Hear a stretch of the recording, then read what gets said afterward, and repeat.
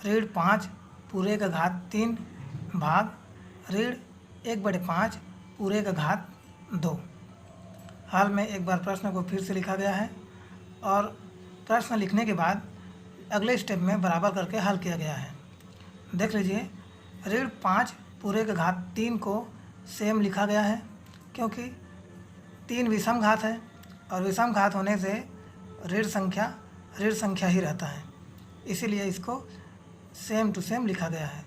उसके बाद भाग का भाग, उसके बाद देख लीजिए 1/5 का माइनस में है, वो यहाँ पर माइनस हट गया है। क्यों हट गया है?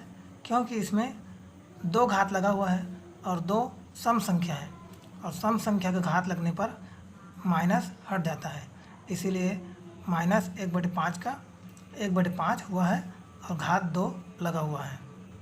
अब देखिए अगले स्टेप में ऋण 5 पूरे का घात 3, इसमें 3 घात लगा हुआ है, इसीलिए ऋण 5 को 3 बार गुणा किया गया है और भाग का भाग चिन्ह डाला गया है। उसके बाद 1/5 में 2 घात लगा हुआ है, इसीलिए 1/5 को 2 बार गुणा किया गया है।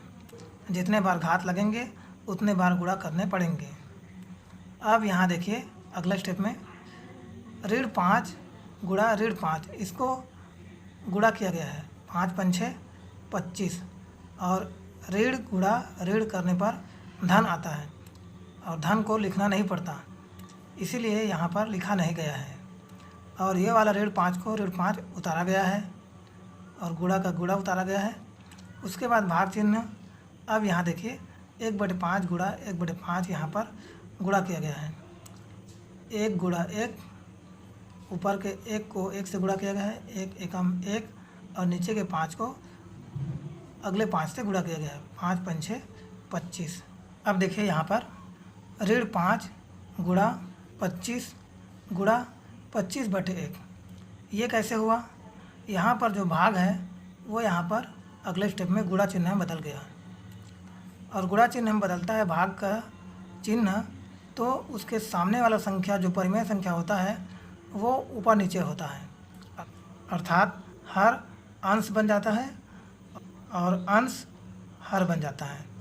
तो 25 अंश बन गया है और 1 हर बन गया है।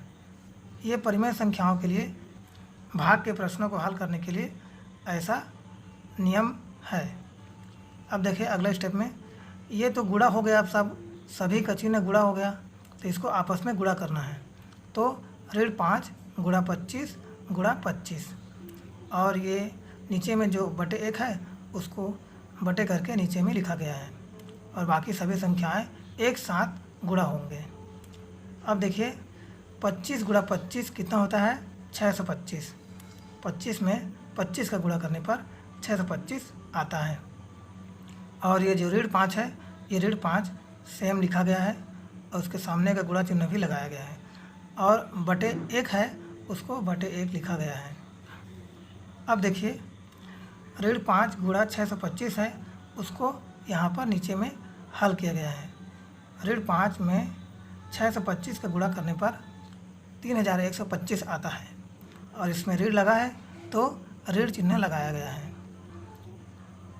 5 पंछे 25 का 5 हासिल 2, 5 दूनी 10, 10 और हासिल 2 करके 12, 12 का 2, फिर हासिल 1, 5 छक्का 30, 30 और 1 हासिल करके 31। तो इस प्रकार से ऋण 3125/1 आया। अब देखिए बराबर करके ये जो बटे 1 है इसको हटा दिया गया है, क्योंकि बटे 1 हर में 1 रहता है, तो उस हर को हटा देने पर संख्या में कोई परिवर्तन नहीं होता है। 1 से बड़ा होने पर हटाना नहीं है, लेकिन अगर 1 होता है बटे में हर में तो उसको हटा सकते हैं। तो इस प्रकार से ऋण 3125/1 बराबर ऋण 3125, यही आंसर है। आंसर में ऋण 3125 आया।